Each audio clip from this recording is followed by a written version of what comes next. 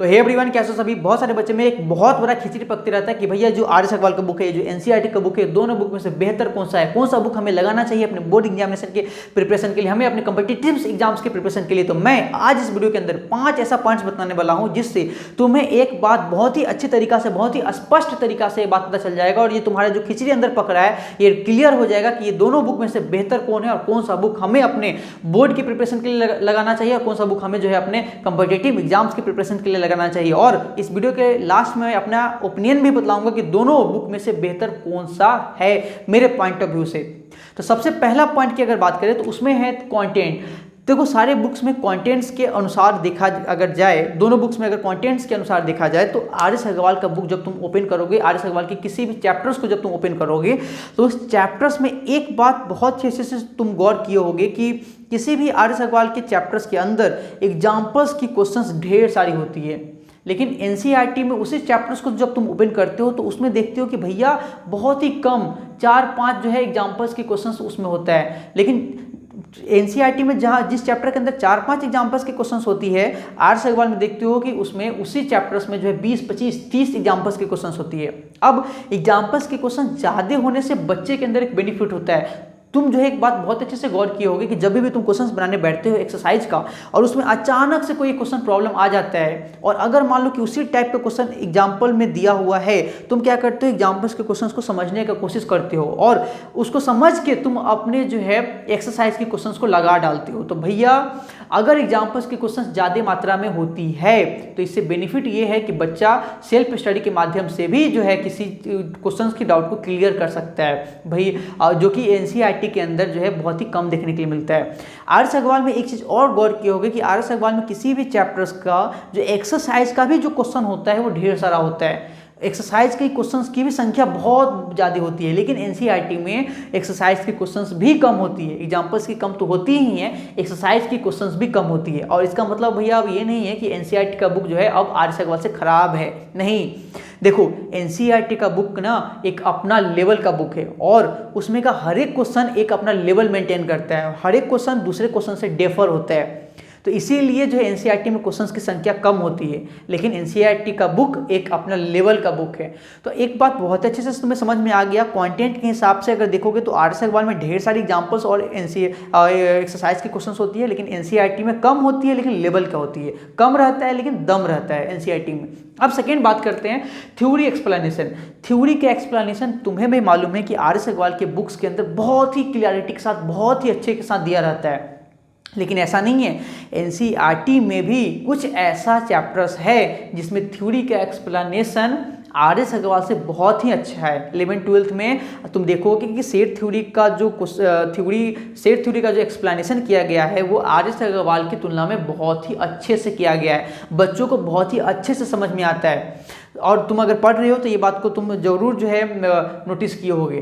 तो थ्योरी के explanation are S Agarwal में भी अच्छे हैं और एनसीईआरटी में भी अच्छे हैं। तीसरा पॉइंट की बात करते हैं कि हायर ऑर्डर थिंकिंग एक्सरसाइज।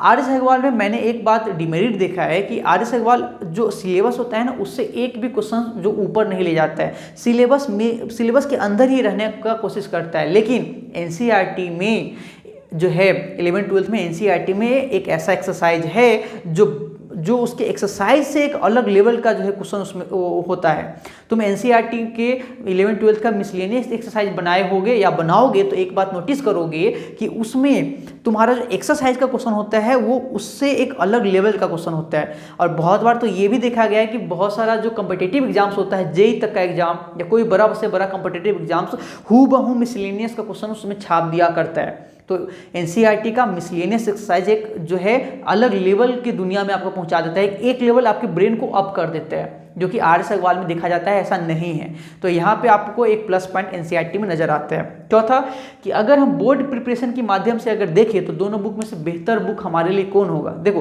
तुम्हें भी बहुत अच्छे से मालूम है कि बोर्ड का जो क्वेश्चन आता है वो एनसीईआरटी के पैटर्न का ही आता है, नहीं तो एनसीईआरटी का ही आता है। बात फिर से नोटिस करना, बोर्ड में या तो क्वेश्चन एनसीईआरटी का ही आएगा नहीं तो एनसीईआरटी के पैटर्न का आएगा, ठीक है। तो ऐसा नहीं है कि तुम्हें आर एस अग्रवाल बुक अब जो है नहीं बनाना चाहिए या छोड़ देना चाहिए, फेंक देना चाहिए। देखो, जब तुम्हें किसी भी चीज़ का प्रिपरेशन करना है ना, तो तुम एक बुक एक माध्यम से अगर प्रिपरेशन करोगे तो अच्छा नहीं कर पाओगे। तुम्हें ढेर सारी 2-4 बुक्स मैथमेटिक्स की बनानी पड़ेगी, तब तुम मैथमेटिक्स में अच्छा कर रहे होगे। आर.एस. अग्रवाल और एनसीईआरटी ही नहीं, और भी पब्लिकेशंस का बुक तुम्हें बनाना पड़ेगा। बोर्ड के प्रिपरेशन के माध्यम से अगर देखोगे तो तुम्हारा एनसीईआरटी मस्ट है, ठीक है, लेकिन ऐसा नहीं कि सिर्फ एनसीईआरटी पर ही डिपेंड रहना है। अगर सिर्फ एनसीईआरटी पर डिपेंड रहेगा तो कहानी समाप्त। एनसीईआरटी पे डिपेंड तो रहना ही रहना है, और बाकी पब्लिकेशंस का भी बुक बनाना है। तो बोर्ड प्रिपरेशन के लिए दोनों बुक बेस्ट है और दोनों बुक तुम्हें बनाना पड़ेगा। लास्ट पॉइंट की बात करते हैं कि मेरा ओपिनियन क्या है इस दोनों कहानी में कि दोनों बुक अच्छा कौन है। तो मैं तुमसे आज एक सवाल करना चाहता हूं कि मान लो कि तुम्हारा कोई एक क्वेश्चन है, मैथमेटिक्स का प्रॉब्लम फंस गया, और तुम उस क्वेश्चन को 2 टीचर से समझने का कोशिश करते हो। एक टीचर से तुम बहुत अच्छे से समझ गए और दूसरा टीचर से तुम जो दूसरा टीचर बताया हो तुम्हें नहीं अच्छे से समझ में आया। तो क्या जो दूसरे टीचर ने तुम्हें बतलाया वो टीचर खराब है क्या, या वो टीचर अच्छे नहीं है क्या? नहीं, हर एक टीचर अच्छे होते हैं। भले ही उस टीचर से तुम्हें समझ में नहीं आया, लेकिन और भी बच्चों को समझ में क्या नहीं आ रहा होगा क्या, और बच्चों को समझ में आ रहा होगा। तो ऐसा क्या है, ऐसा मतलब थोड़ी है कि तू वो जो टीचर है तुम्हारा जो है खराब हो गए।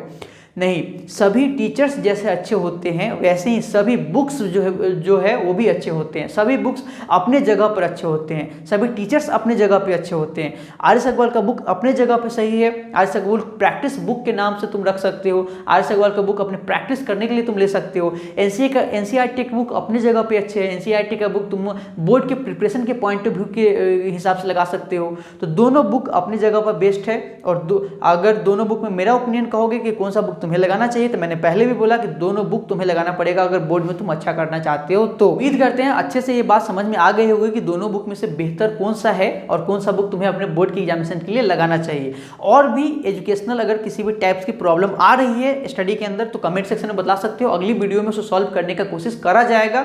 मिलते हैं अगली वीडियो में, तब तक के लिए have a good day, bye bye, take care.